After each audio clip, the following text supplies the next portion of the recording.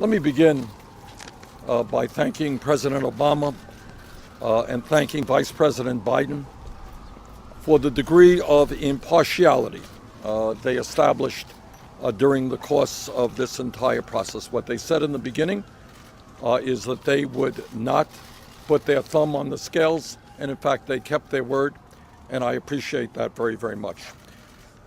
Our campaign has been about building a movement which brings working people and young people into the political process to create a government which represents all of us and not just a handful of wealthy campaign contributors. We will continue doing everything that we can to oppose the drift which currently exists toward an oligarchic form of society where a handful of billionaires exercise enormous power over our political, economic, and media life. This is the wealthiest nation in the history of the world. We should not be having millions of senior citizens and disabled veterans struggling to put food on the table because of inadequate Social Security benefits. We should not have the highest rate of childhood poverty of almost any major country on earth.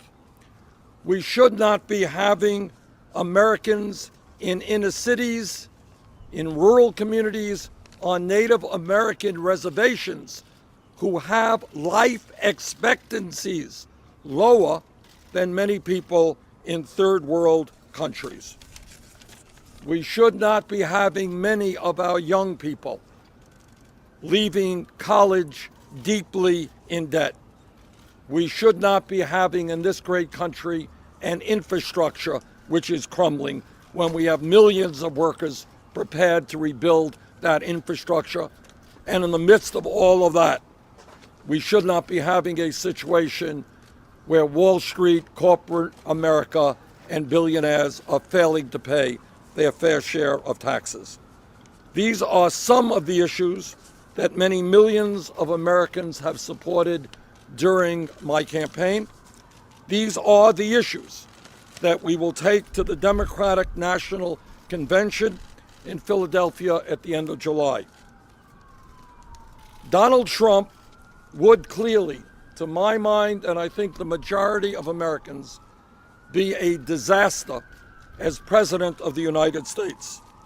It is unbelievable to me, and I say this in all sincerity, that the Republican Party would have a candidate for president who in the year 2016 makes bigotry and discrimination the cornerstone of his campaign. In my view, the American people will not vote for or tolerate a candidate who insults Mexicans and Latinos, who insults Muslims, who insults African Americans and women. Needless to say, I am going to do everything in my power, and I will work as hard as I can to make sure that Donald Trump does not become president of the United States.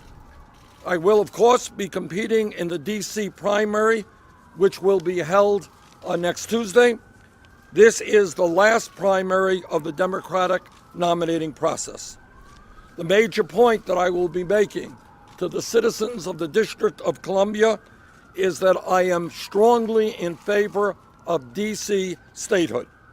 The state of Vermont, which I represent, has about the same number of residents that Washington, D.C. has, except we have 2 United States senators and 1 congressman with full rights, while D.C. does not. That does not make any sense. Also, I look forward to the full counting of the votes in California, which I suspect will show a much closer vote than the current vote tally. I spoke briefly to Secretary Clinton on Tuesday night, and I congratulated her on her very strong campaign. I look forward to meeting with her in the near future to see how we can work together to defeat Donald Trump and to create a government which represents all of us and not just the 1%. Thank you very much.